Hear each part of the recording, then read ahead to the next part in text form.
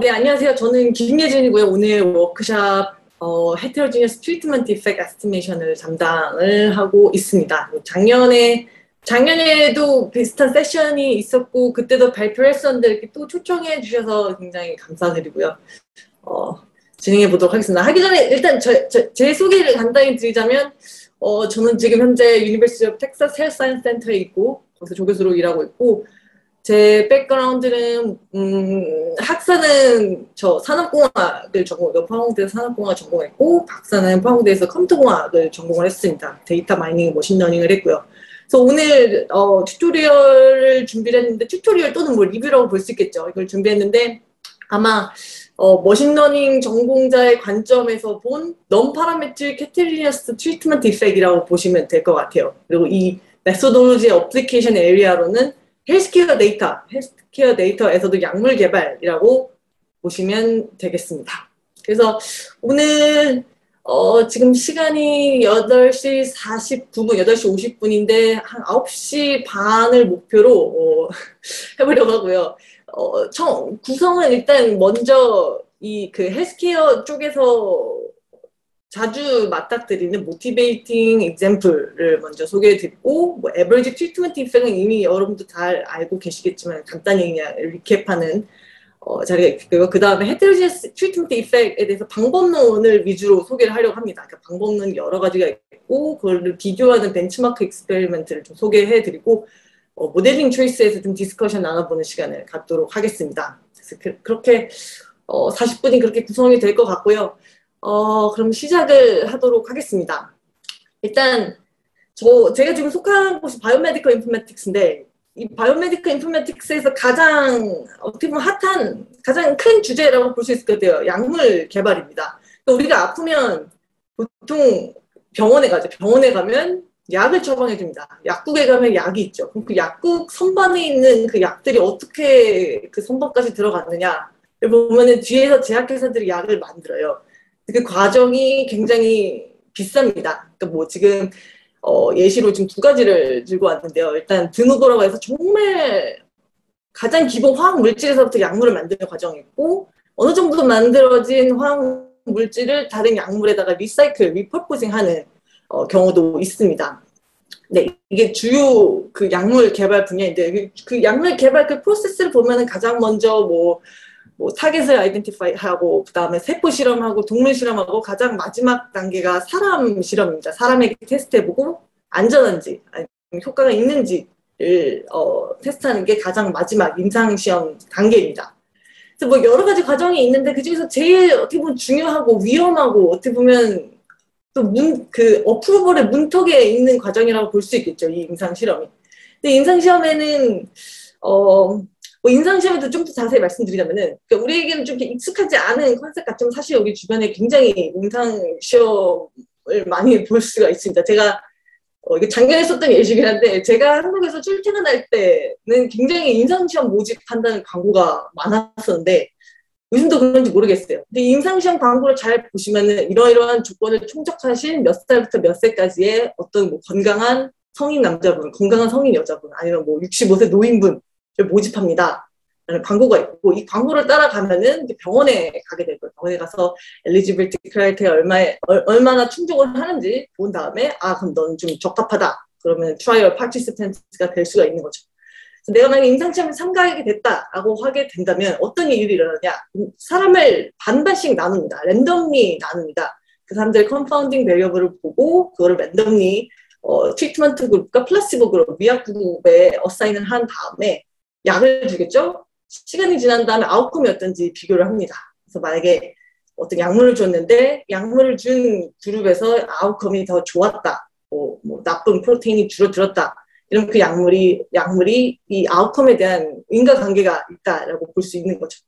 이게 가장 기본적인 그 랜더마이즈 클리니컬 트라이얼입니다. 각 분야마다 다를 것 같아요. 뭐 일단 컴사 쪽에서는 A/B 테스트를 많이 하죠. A/B 테스트도 하고 우리 방금 그 마케팅 연구를 발표해 주신 교수님 그 톡도 너무 재밌게 들었는데 거기서는 어떤 폴리시를 이밸류하는 방법도 하죠. 근데 여기서는 지금 이 랜더마이즈 클리니컬 트라이얼은 랜더마이즈 된 익스페리먼트라는 걸 기억하셔야 될 것 같아요. 이거는 사람을 모집한 다음에 그 랜덤리 컨파운더 배려를 떼서 어사인 한다라는 게 핵심이 되겠습니다.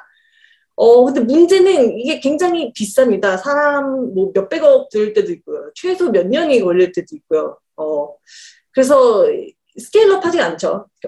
그 임상시험 같은 경우에는 제일 중요함에도 불구하고 스케일업 하지 않기 때문에 이렇게 연구자들이 좀 머리를 써서 좀 이거를 좀 어떻게 흉내내는 방법이 없을까라고 고민을 하게 되죠. 그래서 RCT를 에뮬레이트하는 리서치들이 많이 생겨나고 있습니다. 이 RCT, 랜더마이즈 클리니컬 트라이얼을 에뮬레이트하는 것을 조금 더 자세히 알아보자면 지금 그리고 미리 말씀드리지만 여기서는 저희는 이미 존재하는 약물을 리퍼포징하는 예시를 쓰고 있습니다. 그래서 여기 나오는 약물 같은 경우는 이미 시중에 나와 있는 약물이라고 보시면 될 것 같아요.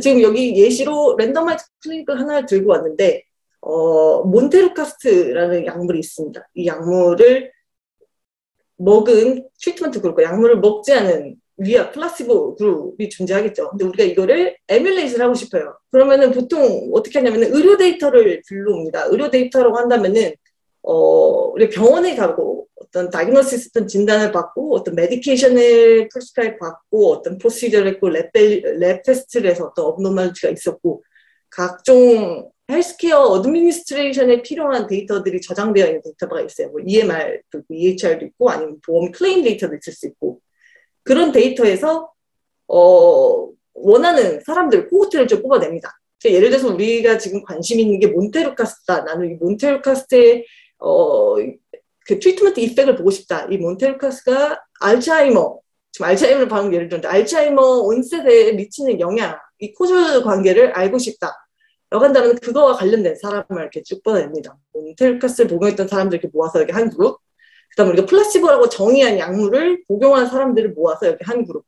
그 다음에 이 아웃컴을 비교하게 되겠죠.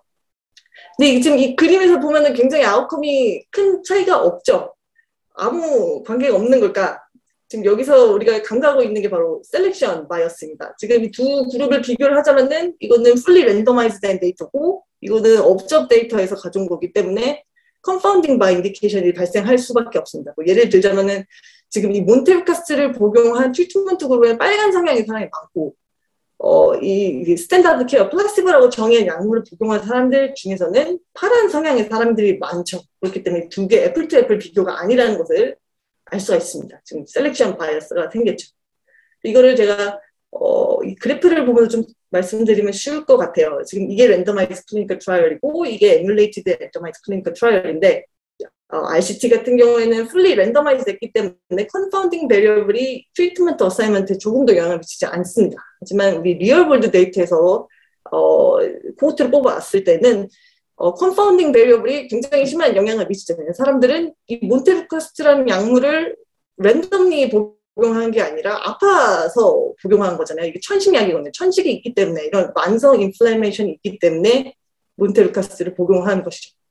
근데 지금 이 방금 천식 크로닉 인플레이메이션 말씀드렸는데 이 사실 인플레이메이션이 알츠하이머의 발병을 높이는데도 굉장히 영향이 큽니다. 그러니까 이 몬테루카스와 알츠하이머의 코저널 인프런스를 보기 굉장히 복잡해진 거죠. 얘는 이 트리트먼트 어사이먼트에 영향을 미치는데 또 이 베리어블은 또 아웃컴에도 영향을 미치는 전형적인 컨파운딩 바이 인디케이션을 우리가 볼 수 있습니다. 그래서 이 셀렉션 바이어스를 줄이기 위해서 굉장히 많은 방법이 있죠. 뭐 가장 기본적으로 포텐셜 아웃컴 프레임워크를 가정을 하고 프로펜시 스코어 모델을 쓴다든지 각종 다양한 방법을 이용해서 셀렉션 바이어스를 낮추고 그 다음에 그 두 집단, 트리트먼트 집단과 플라시보 집단을 비교를 해서 에버리지 트리트먼트 이펙을 구하고 이게 가장 기본적인 방법입니다. 가장 기본적으로 셀렉션 바이어스를 줄이고 코드 인퍼런스를 유추하는 방법입니다. 그 방법에 대해서 자세히 얘기하진 않을게요. 이거는 아마 부트캠프에서 다뤘던 토픽인 것 같아요. 그래서 이거는 많이 스킵을 하도록 하겠습니다. 그래서 그냥 이 노테이션만 보고 가자면은 데이터에서 우리 그 서브젝트 페이션트죠. 여기서는 이 서브젝트 피처를 X라고 볼 거고 그 다음에 이 서브젝트가 어떤 트리트먼트 그룹에 속해 있느냐를 나타내는 인디케이터 베리어블 T라고 정의를 할 거고 그 포텐셜 아웃컴을 Y1, Y0라고 정의를 하겠습니다. 여기서는 두 캘큘러스가 빠져 있긴 한데 이 사람이 컨디셔널 프로바빌리티가 아니라 이 사람이 그 트리트먼트를 복용하도록 인터빈 되었을 때 그때 아웃컴 또는 이 환자가 플라시보 약물을 복용하도록 인터빈 되었을 때의 아웃컴이라고 보시면 됩니다. 그래서 우리는 트리트먼트 이펙을 타우라고 정의를 하겠습니다. 그리고 기본적인 스탠다드 어썸션이 모두 홀드한다라고 가정을 하겠습니다. 그래서 이렇게 보면 에버리지 트리트먼트 이펙을 계산을 할 수가 있고요. 이제 넘어가도록 하겠습니다. 그래서 에버리지 트리트먼트 이펙을 계산하기 위해서 셀렉션 바이어스를 줄이는 방법에는 뭐 프로펜시티 스코어 매칭 비슷한 사람들끼리 페어를 지어서 그 트리트먼트 그룹과 플라시보 그룹을 비슷하게 만드는 방법도 있고 아니면 임포턴스 샘플링 하는 방법도 있죠. 트리트먼트 그룹에서 이 사람이 파란 성향의 사람 굉장히 부족한데 그 플라시보 그룹에는 이 사람이 굉장히 많다. 그러면 이 두 그룹을 비슷하게 만들고 싶어서 이 파란 성향의 사람 트리트먼트 그룹에 있는 파란 사람의 성향을 임포턴스를 높게 부과하는 그런 방법이죠. 인버스 프로펜시티 스코어 웨이팅 이것도 많이 사용하는 방법입니다.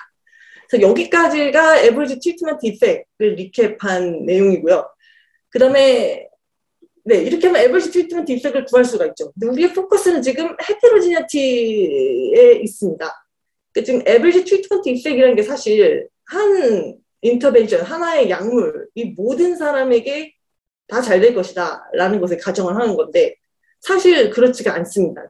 가장 기본적인 예시로 임상시험만 들어도 이 약물이 모든 사람에게 다 잘 먹힐 거라고 기대를 하잖아요, 애초에. 그러니까 분명히 이 약물을 돈 주고 사서 먹었지만 베네핏을 받는 사람이 있을 테고 베네핏을 못 받는 사람도 있을 테고 아니면 더 억울하게 어드버스 이펙트를 겪는 사람도 있을 것입니다.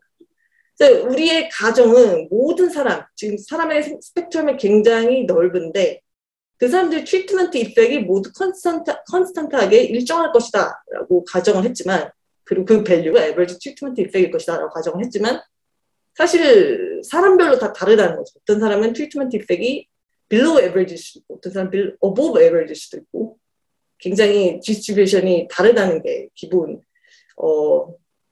지금 이 튜토리얼의 가정입니다. 네. 그래서 지금 방금 트리트먼트 이펙이 굉장히 헤테로지니어스하다, 서로 다르다라고 말씀드렸는데요. 그래서 그 다른 트리트먼트 이펙을 헤테로지니어스 트리트먼트 이펙이라고 부르기도 하고, 그러니까 굉장히 여러 분야가 섞여 있기 때문에 어떤 텀이 옳다라고 말할 수는 없지만 또 어떤 쪽에서는 컨디셔널 에버리지 트리트먼트 이펙이라고 하기도 하고, 아니면은 정말 어떻게 보면 인디비주얼로 계산하는 거기 때문에 인디비주얼 트리트먼트 이펙이라고 이름을 짓기도 합니다. 하지만 다 인터체인지블리 사용될 뿐이지 다 같은 거를 얘기한다라고 보시면 될 것 같아요. 네, 그래서 이렇게 헤테로지니어스 트리트먼트 이펙이라는 것을 지금 정의를 했고요.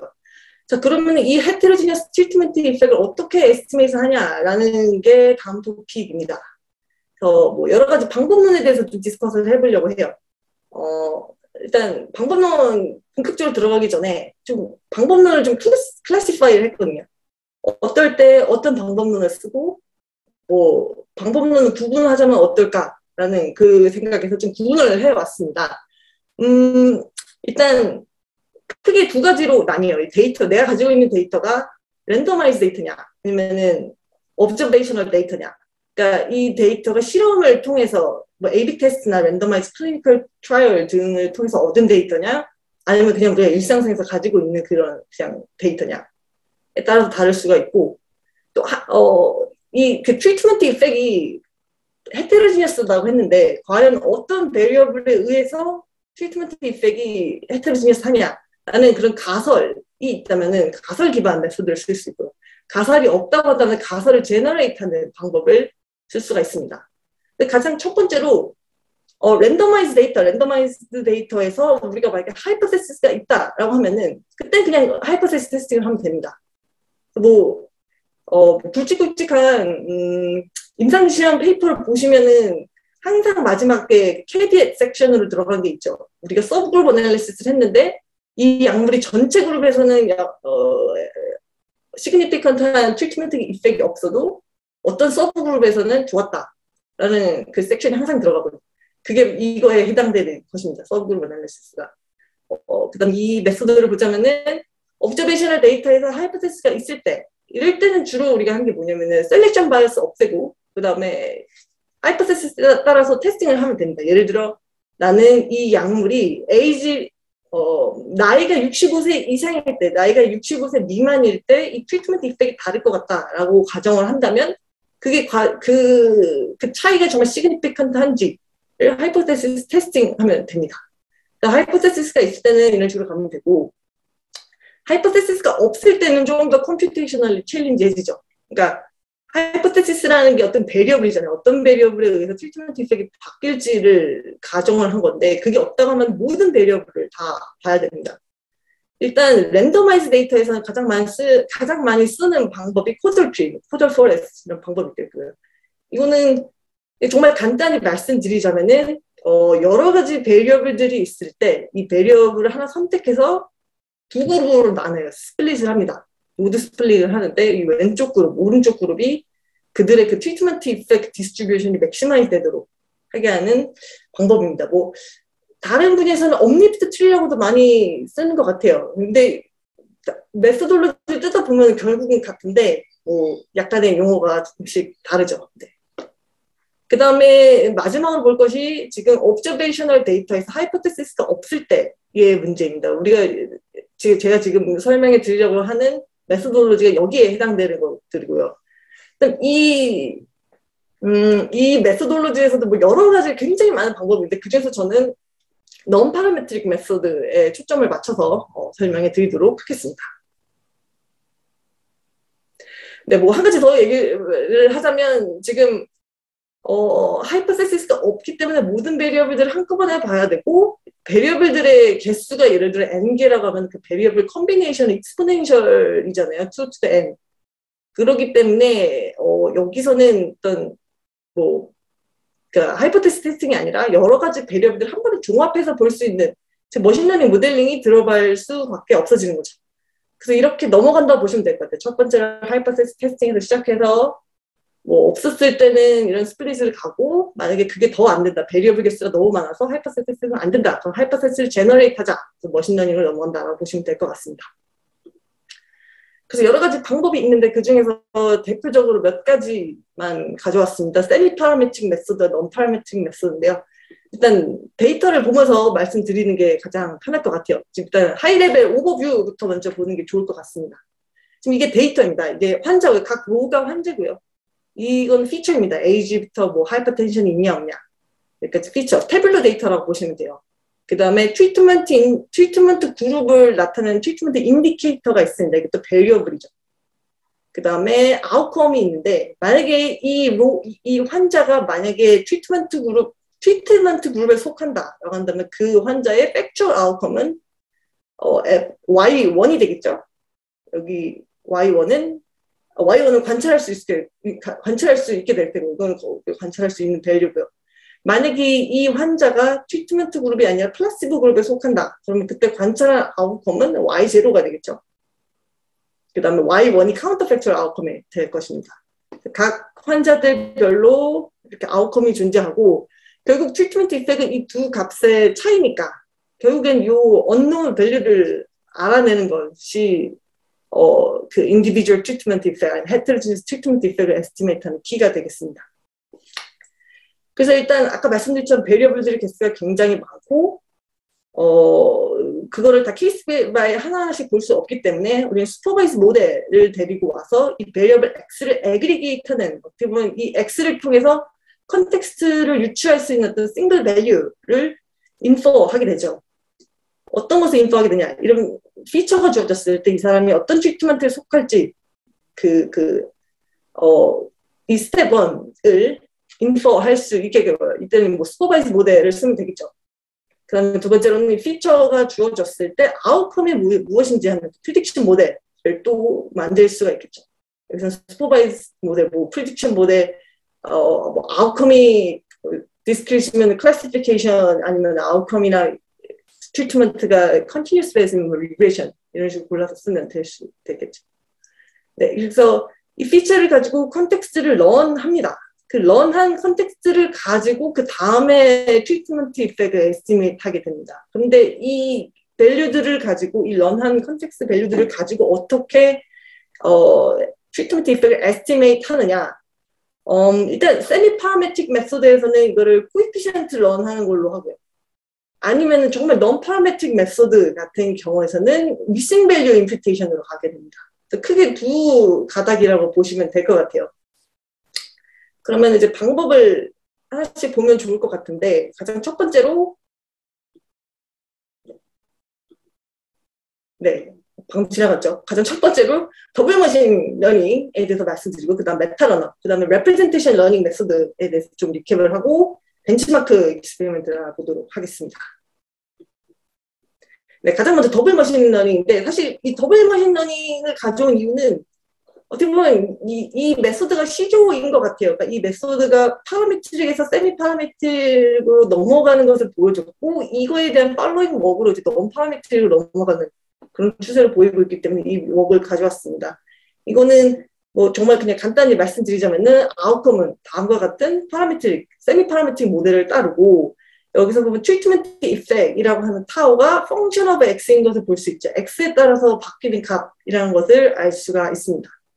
그래서 결국에는 그리고 이 트리트먼트 같은 경우도 우리가 지금 옵저베이셔널 데이터를 보고 있기 때문에 랜더마이즈 된 것이 아니기 때문에 결국 그 환자나 서브젝트의 피처에 따라서 결정되는 펑션이라고 볼 수가 있겠죠. 그래서 이 여러 가지 지금 슈퍼바이즈 모델 펑션이 나오는데 이걸 다 런합니다. 아까 말씀드렸던 그 컨텍스트를 런한다는 게 여기서 나온 거죠.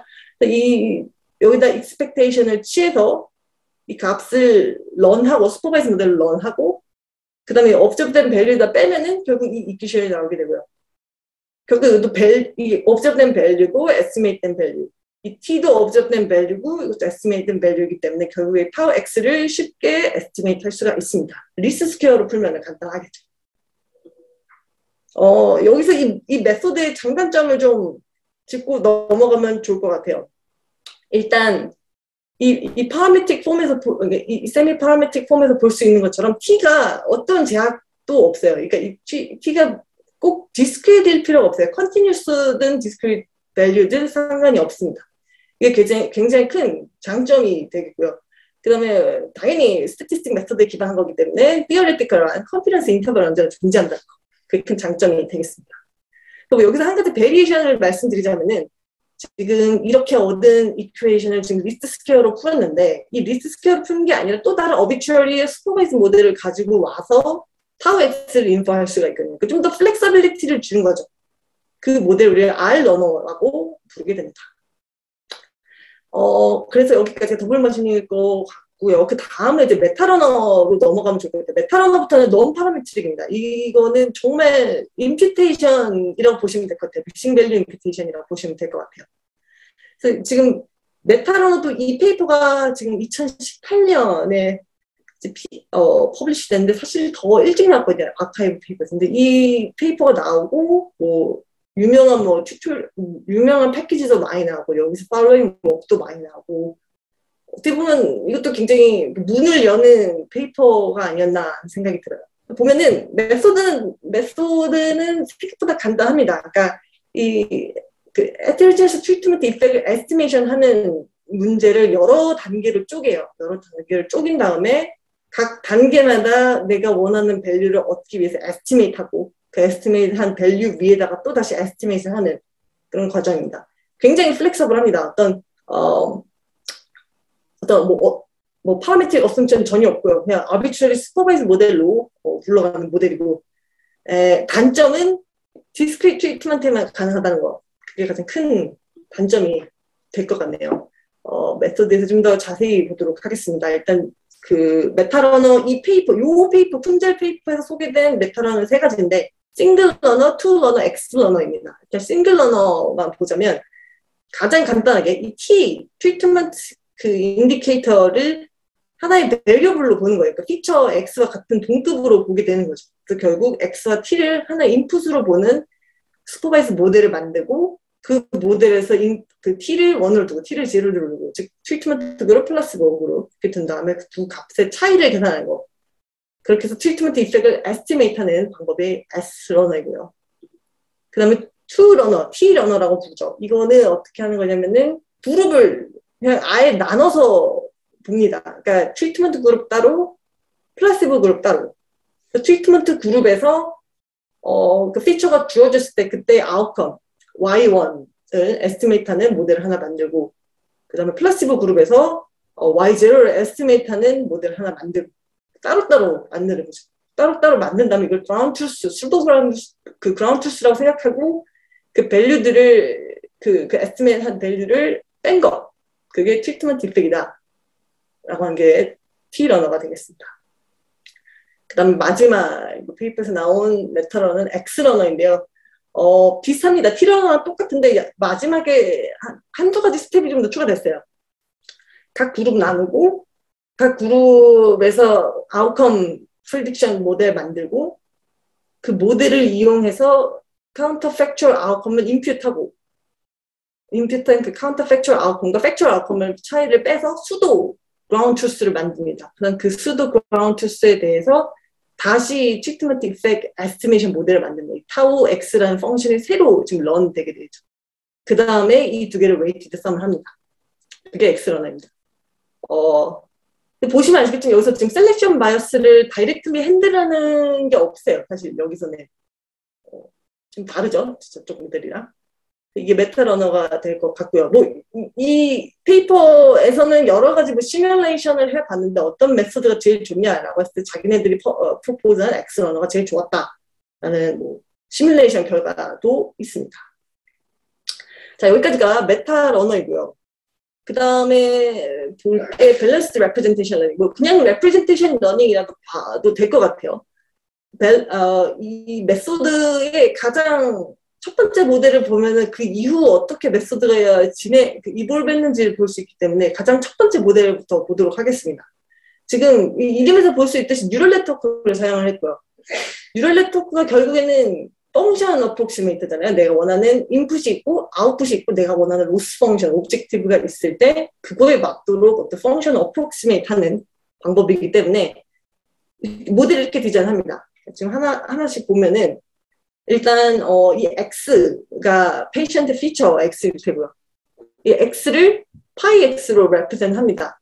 이 representation 어떻게 run 하느냐, 여러 가지 오브젝티브를 다 만족하는 파이 X를 구하고자 합니다. 그 오브젝트 중에 하나가 뭐냐면 첫 번째 이건 셀렉션 바이어스를 리듀스하는 파트이고요. 이거는 아웃컴, 포텐셜 아웃컴을 예측하는 헤드입니다. 일단 첫 번째로 셀렉션 바이어스를 줄이는 오브젝티브 펑션을 보자면 지금 파이 X가 이 그림을 보면 좀 더 편할 것 같아요. 지금 이 파란색과 주황색이 서로 다른 그룹입니다. 플라시보 그룹, 트리트먼트 그룹. 그들의 레프레젠테이션 X는 서로 다르죠. 지금 이게 옵저베이셔널 데이터이기 때문에 두 그룹 간의 그 데이터 디스트리뷰션이 좀 같지 않다라는 걸 볼 수가 있는데, 우리가 원하는 건 이게 아니라 이거에서 셀렉션 바이어스를 줄이는 것이기 때문에 이 두 디스트리뷰션의 디스턴스를 미니마이즈하는 레프레젠테이션을 하게 됩니다. 그걸 파이 X로 줄 수가 있겠죠. 이 디스트리뷰션을 미니마이즈하는 걸로는 풀백 라이브 다이버도 쓰고 IP짐도 쓰고 여러 가지 베리에이션이 또 있습니다. 두 디스트리뷰션을 미니마이즈하는 오브젝티브 펑션이 하나 들어가게 될 거고요. 그 다음에는 포텐셜 아웃컴 미그레이션 하는 모델이 여기 들어갈 겁니다. 그러니까 트리트먼트 그룹에 대해서는 H1이라는 파라미터가 들어가고 플라시보 그룹에서는 H0라는 파라미터가 들어갈 테고, 결국에 이 아웃컴과 여기서 마지막 라스트 레프레젠테이션 간의 그걸로 시밀러하게 하는 오브젝티브 펑션이 들어가게 될 것입니다. 이렇게가 가장 기본적인 밸런스드 레프레젠테이션 러닝이라고 보시면 될 것 같아요. 이 페이퍼는 2016년에 아카이브에 처음 나왔고, 지금 퍼블리시된 거는 AI 스탠스 2018년이긴 한데, 이 웍이 나온 후에 팔로잉 웍이 굉장히 많습니다. 굉장히 많은 베리에이션도 있고, 가장 대표적으로는 일단 이 셀렉션 바이어스를 핸들하는 코베리 시프트 모델이 없는 모델도 있고요. 아니면 이거는 있는데 이 헤드가 따로따로 있는 게 아니라 다 한꺼번에 있는 멀티 레이블 프리딕션으로 프로그램을 만든 웍도 있고요. 그 다음에 이 코베리 시프트를 지금 여기서는 디스턴스를 미니마이즈 하는 걸로 했는데 그게 아니라 프로펜시 스코어를 예측하는 모델로 바꾼 것도 있고요. 아니면은 지금 이 파이X를 세퍼레이트하는 모델도 있습니다. 그러니까 지금 이 파이X가 굉장히 여러 가지를 한 번에 해야 되잖아요. 그러니까 지금 서로 상충하는 두 개의 오브젝티브를 다 만족하는 그걸 다 트레이드오프하는 어떤 레프레젠테이션을 찾는 거잖아요. 그래서 그렇기 때문에 파이엑스 너무 많은 부담이 가기 때문에 이걸 세퍼레이트 해가지고 셀렉션 바이스 핸들하는 레프레젠테이션 따로 아니면 포텐셜 아웃컴 담당하는 레프레젠테이션 따로 하는 그런 모델도 있습니다. 여기 그림이 있었네요. 네, 여러 가지 베리에이션 중에 몇 가지를 가져와서 비교를 하자면은 이거는 방금 제가 그 세 가지로 세퍼레이트 한다고 했던 그 모델이 다음과 요 모양일 거고요. Disentangled Representation 모델이 될 테고요. 레프레젠테이션 세 개를 쪼갠 다음에 어떤 레프레젠테이션들은 포텐셜 아웃컴을 예측하는 데 들어가고 어떤 레프레젠테이션들은 그 셀렉션 바이어스를 줄인 데 들어간다. 이게 한 모델이 될 테고 아까 드래곤넷 아까 말씀드렸죠. 그 프로펜시 스코어, 이 프로펜시 스코어로 바꿔서 디스턴스 미니마이즈가 아니라 sufficiency of propensity score를 이용해서 레프레젠테이션을 컴팩트하게 만드는 방법이 되겠습니다. 이게 아까 방금 말씀드렸던 가장 기본적인 밸런스드 레프레젠테이션 러닝이 될 거고요. 이거는 결국 투러너네요. 결국 투러너인데 그러니까 쉐어되는 거 없이 각각 그 모델을 세퍼레이트하게 만드는 거고 이거는 싱글 러너겠죠. 그러면 레프레젠테이션을 하나로 만들어서 이 레프레젠테이션 모든 태스크에 다 쓰이는 거. 네, 이렇게 메소드를 볼 수 있을 것 같고요. 여기까지가 레프레젠테이션 러닝입니다. 지금 메소드를 여러 가지를 좀 설명드렸었는데 좀 비교를 하면 좋을 것 같아요. 지금 글씨가 좀 작을 수도 있을 것 같은데 다 보이실 거라고 믿고 제가 잘 안 보이네요, 글씨가. 일단 여기 처음부터는 지금 더블 머신링 들어가고 그 다음에 여기 메타 러너가 들어가고 레프레젠테이션 러닝 메소드들 여기 들어갑니다. 각각 메소드를 비교를 하자면 비교하는 기준으로 일단 트리트먼트 타입이 뭐냐를 볼 수 있을 것 같고요. 트리트먼트 타입이 어떤 게 허용이 되느냐. 그 다음에 두 번째로는 그 트리트먼트 어사이먼트, 즉 T라는 정보가 어떻게 활용이 되느냐가 그 두 번째 크라이테리아 될 테고 마지막 크라이테리아는 셀렉션 바이어스가 핸들이 됐느냐. 핸들이 됐다면 어떻게 됐느냐. 이 세 가지 크라이테리아를 서로 비교를 할 수 있을 것 같아요. 일단 메타러너나 밸런스드 레프레젠테이션 러닝 기본적으로 디스크리트 아니 바이너리 트리트먼트를 가정을 합니다. 근데 여기서 컨티뉴스 트리트먼트가 되는 메소드가 몇 가지 있는데 더블 머신 러닝 당연히 될 테고 싱글 러너도 당연히 밸류블로 들어가니까 되겠죠. 그다음에 여기에 SCI GAN도 컨티뉴스 트리트먼트가 가능합니다. 그다음에 이 그 variable T가 어떻게 모델링 하는데 사용이 됐느냐라고 한다면은 요 앞에 그 더블 머신링과 싱글 러너 빼놓고는 웬만하면 다 separate head, 그러니까 각각의 프리딕션 모델을 만드는 데에 사용이 됩니다. 그러니까 여러 가지 비교를 해봤는데 결국엔 이렇게 하는 게 제일 좋더라 해서 모든 팔로잉 워크들이 다 이렇게 하게 된 거죠. 그 다음에 마지막 크라이테리아가 셀렉션 바이어스가 어떻게 핸들되느냐인데 메타러너들은 거의 핸들을 제대로 안 하고 있고요. 핸들 안 해도 잘 된다라는 것을 증명하는 논문이 따로 있습니다. 네, 그렇게 메타러너 이렇게 가고 있고 지금 레프레젠테이션 러닝들 같은 경우에는 보통 다 코베리에이트 시프트를 가정을 합니다. 여기서 이 드래곤넷 같은 경우는 조금 다르긴 한데 보통 코베리에이트 시프트를 가정하는 모델들이 많습니다. 여러 가지 모델이 있는데 퍼포먼스 과연 누가 제일 좋냐를 그 우위를 좀 가려야 될 것 같아요. 모델이 너무 많으니까.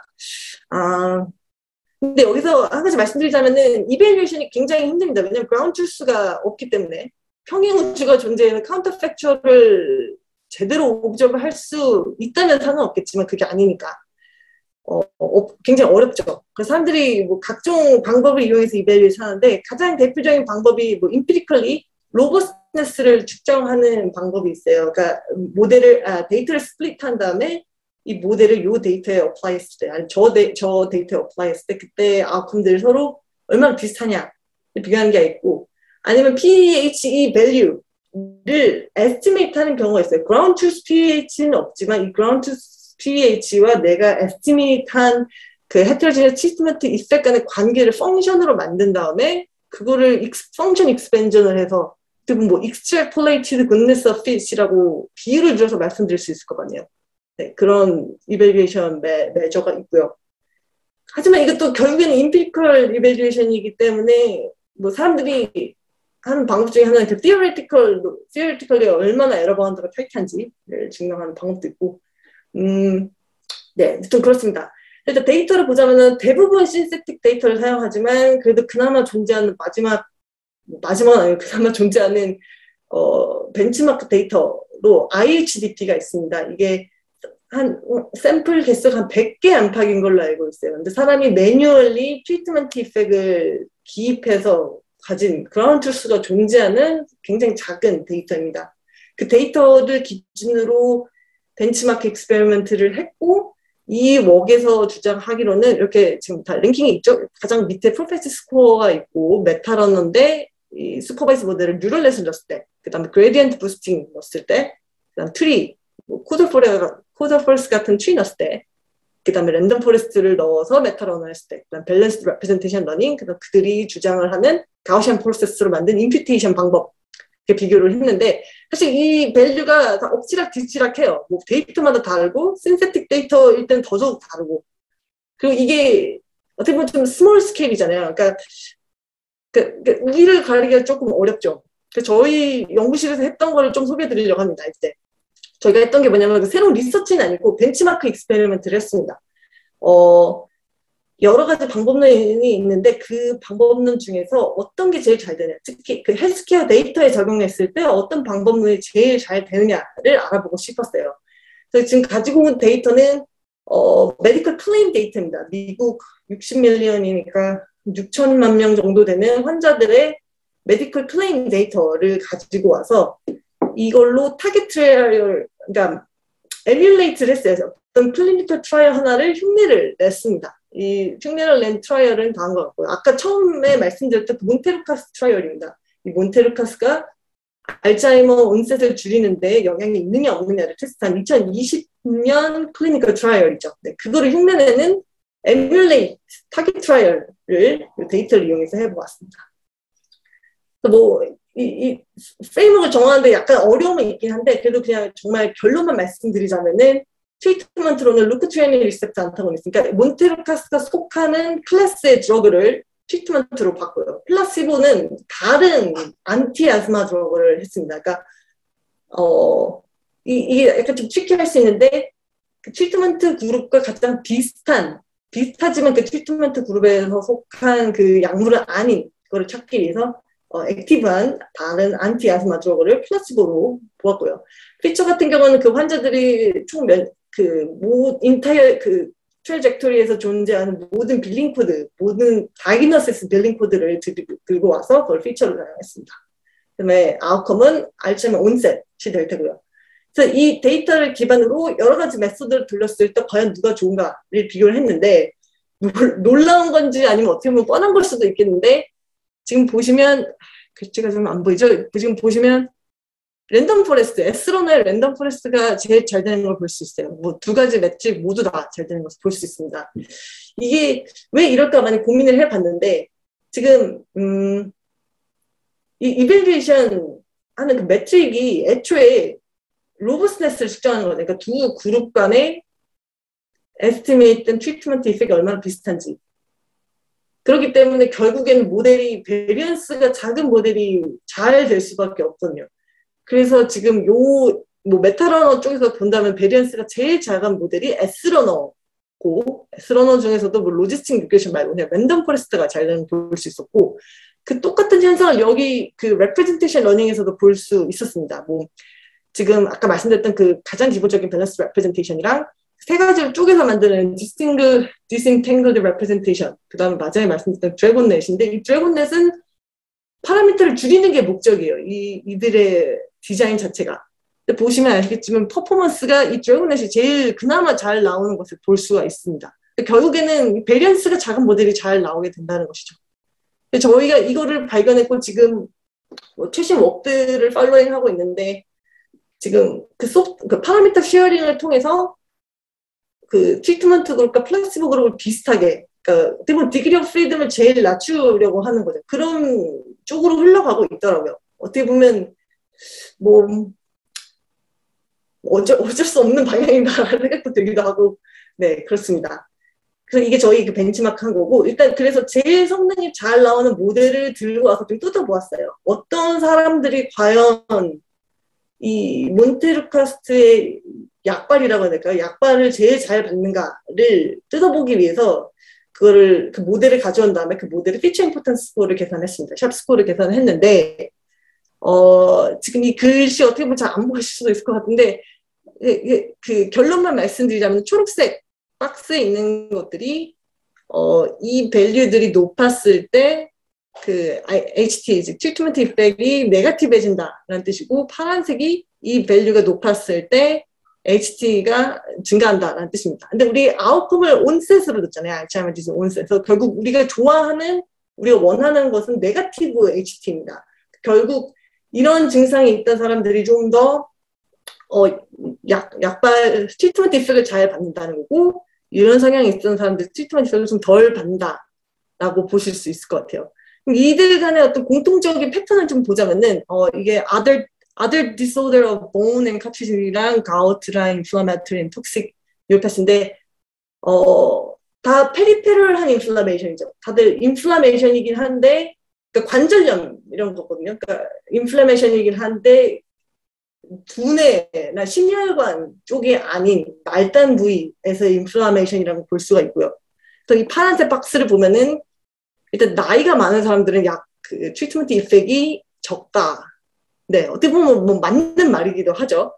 그 다음에 이 질병 같은 경우는 심장에서의 감염, 그러니까 카디악 인플라메이션이군요. 심장에서의 감염이 있는 사람들이 약발이 좀 덜 받는다. 이거는 그리고 어떤 폐에서 어떤 이상 소견이 있다라는 뜻인데, 이건 제가 좀 뭐 클리니션이 아니라서 확실히 그 뜻을 잘 모르겠습니다.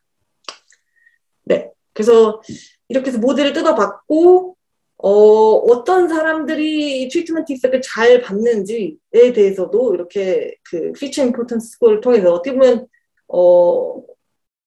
포스트혹 방법이죠. 인터프리터블 하지 않기 때문에 그 방법을 통해서 디스트리뷰션을 좀 살펴보았습니다. 여기까지가 그 벤치마크 실험한 걸 비교하고 좀 설명해 드린 거고요. 이제 좀 랩업을 해도 좋을 것 같아요. 지금 45분이고 9시 31분이죠. 네. 여기는 9시 31분이죠. 한국 시간이 좀 다르겠네요. 네. 지금 마지막 랩업을 하자면 지금 그 헬스케어 약물 개발에서의 가장 중요한 인간관계를 볼 수 있는 가장 좋은 방법은 랜더마이즈 클리니컬 트라이얼이고, 거기서 주로 그 에버리지 트리트먼트 이펙을 본다면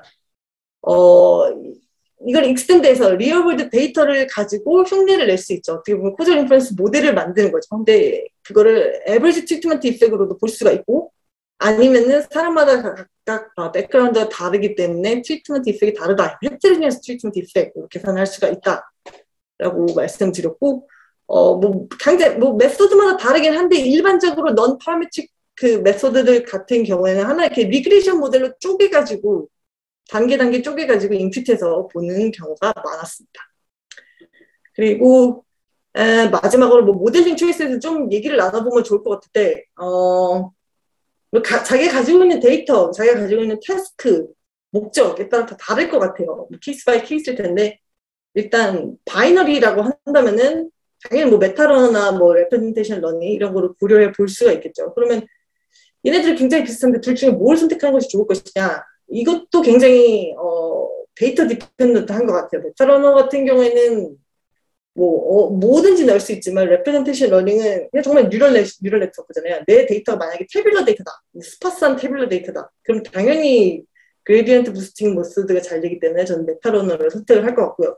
만약에 내 데이터가 언스트럭처된 데이터다, 텍스트다, 이미지다 이런다면은 당연히 레프레젠테이션 러닝 밖에 방법이 없겠죠. 그다음 사이즈에 대해서 다를 것 같아요. 데이터가 너무 작은데 내가 욕심을 부려서 밸런스 레프레젠테이션 러닝으로 간다라고 하면 오버피팅 된 결과밖에 나오지 않을 테고, 그다음 데이터에서 좀 더 얘기를 드리자면은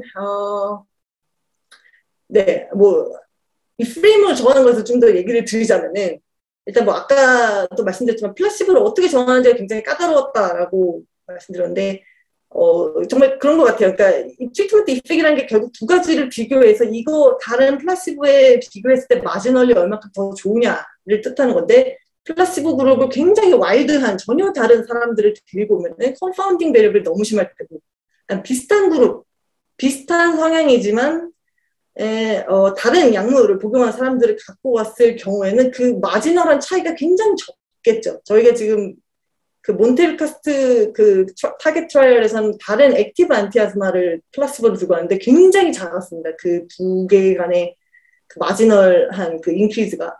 그래서 어떻게 보면 그것도 하나의 모델링 초이스에서 고려해야 할 사항인 것 같고요. 그 다음에 또 가장 중요한 게 그 스탠다드 어쌔션이 잘 홀드하는지를 계속 그 모니터를 해야 되는데, 헬스케어 데이터, 특히 이런 어드미니스트레이티브 데이터 같은 경우에는 히든 컨파운더가 언제나 존재하기 때문에 뭐 무조건 여기에 릴라이할 수 없다라는 것도 하나 뭐 리미테이션이 될 수 있을 것 같습니다. 그래서 제가 준비한 건 여기까지고요.